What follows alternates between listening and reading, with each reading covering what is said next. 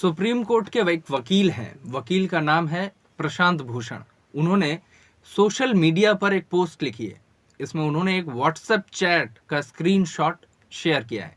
अगर ये स्क्रीनशॉट सही हैं तो रिपब्लिक टीवी के editor in chief Arnab Goswami की मुश्किलें बढ़ सकती हैं और फेक टीआरपी स्कैम में एक नया मोड़ आ सकता है।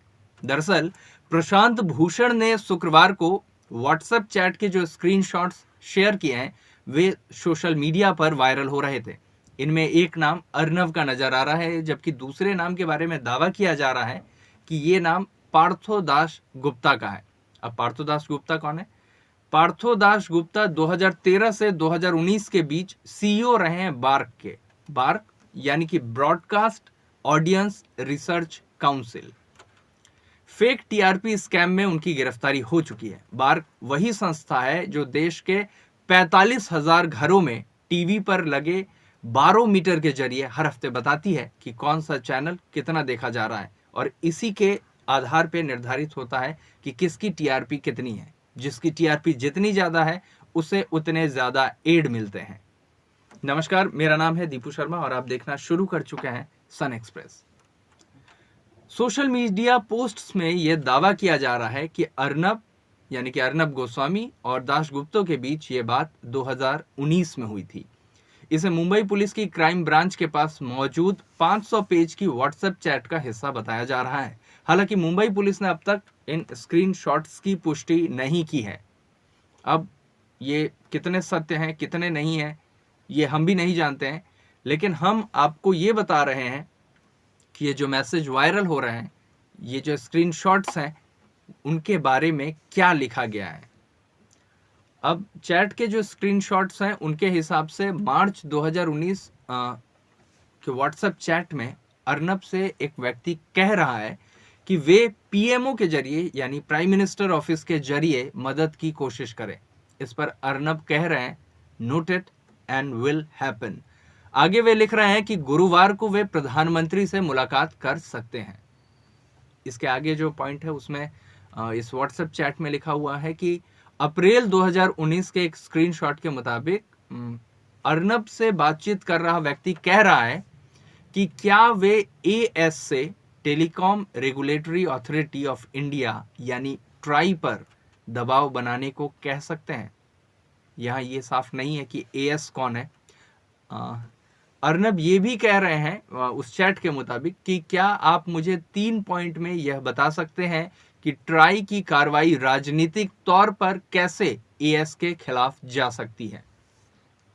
उस चैट में अगर हम देखें ध्यान से तो ये भी है कि जुलाई 2019 में अर्नब ने ये लिखा उसमें कि प्लीज देखिए किस तरह हफ्ते दर हफ्ते मुझ पर असर पड़ रहा है, कोई राहत नहीं मिल पा रही। हम अब ब्रेक स्ट्रेटजी का रिव्यू करने वाले हैं। इस पर पीडीजीए माना जा रहा है कि ये पार्थोदास गुप्ता का कोड नेम है। इस नाम का व्यक्ति जवाब दे रहा है कि अर्नब, जब तक सरकार मदद नहीं करती मेरे हाथ बंधे हुए हैं। अगस्त 2019 की इस चैट में अर्नब ये भी कहते हुए नजर आ रहे हैं कि वे कल मुंबई में जावड़ेकर यानी कि केंद्रीय सूचना प्रसारण मंत्री संभवतः हो सकते हैं। इस चैट के हिसाब से अमूमन जो अंदाज लगाया जा सकता है वो मैं यहाँ पे आपके साथ हम साझा कर रहे हैं कि अर्नब कहते हैं कि वे कल मुंबई में जावड़ेकर यानी कि संभवतः जो केंद्रीय सूचना प्रसारण मंत्री हैं उस वक्त उनसे मिलेंगे। इस पर पीडीजीए मंत्री को यूजलेस बताता है।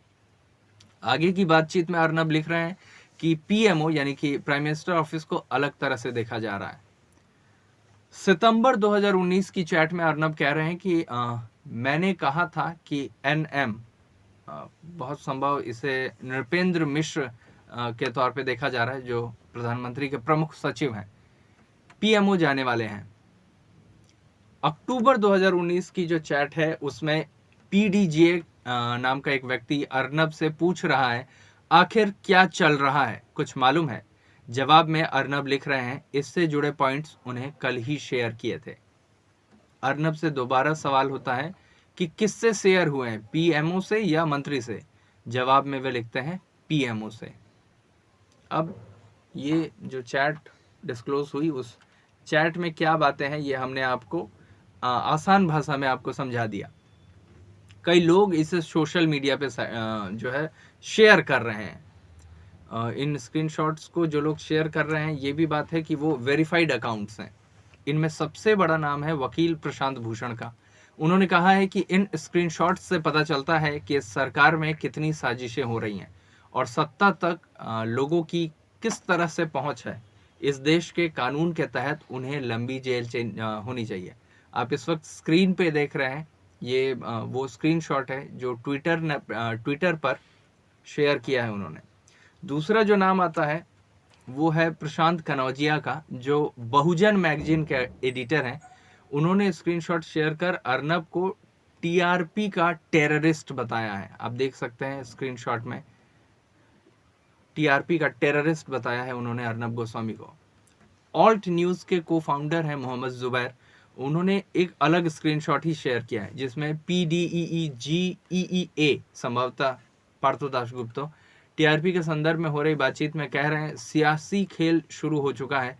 ये इस वक्त आप अपने स्क्रीन पर देख रहे हैं जिसमें लिखा है सियासी खेल शुरू हो चुका है, मंत्रियों का हवाला दिया जा रहा है। इस पर अर्नब की तरफ से जवाब लिखा हुआ है कि सभी मंत्री हमारे साथ हैं, बाकी सारी बातें बेतुकी हैं।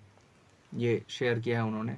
न्यूज़ लॉन्ड्री एक और चैनल है जिसके एग्जीक्यूटिव एडिटर हैं अतुल चौरसिया साहब। उन्होंने भी सोशल मीडिया पर यह स्क्रीनशॉट्स पोस्ट कर इसे इंडिया जर्नलिज्म का राडिया टेप मोमेंट बताया है। ये आप देख सकते हैं इस वक्त अपने स्क्रीन पर। अब जिन दर्शकों की जानकारी नहीं है उनकी जानकारी दुरुस्त करने के लिए हम ये बताते हैं कि ये जो पूरा का पूरा मामला था ये फेक टीआरपी स्कैम से जुड़ा हुआ है, जिसका पिछले साल खुलासा हुआ था। और इसमें पता चला था कि कुछ चैनल विज्ञापन के जरिए ज़्यादा रेवेन्यू कमाने के लिए टीआरपी में हेराफेरी कर रहे हैं। मुंबई पुलिस मजिस्ट्रेट कोर्ट में 1400 पन्ने की चार्जशीट पेश कर चुकी है, जिसमें रिपब्लिक टीवी से जुड़े लोगों समेत 12 आरोपियों के नाम हैं। इसी मामले में 6 जनवरी को बॉम्बे हाईकोर्ट में हुई सुनवाई में मुंबई पुलिस ने दावा किया था कि उसे रिपब्लिक टीवी और उसके editor in chief Arnab Goswami के खिलाफ कुछ सबूत मिले। तो ये पूरी की पूरी बात थी, पूरा का पूरा मसला था इन दिनों सोशल मीडिया पे जो चैट वायरल हो रहे हैं उनके बारे में। और हमने आपको बताया, आसान भाषा में समझाया कि उस चैट में क्या लिखा है। इसी तरह की तमाम जानकारियों के साथ आपके साथ आगे भी जुड़ते रहेंगे। तब तक के लिए देखते रहिए सन एक्सप्रेस।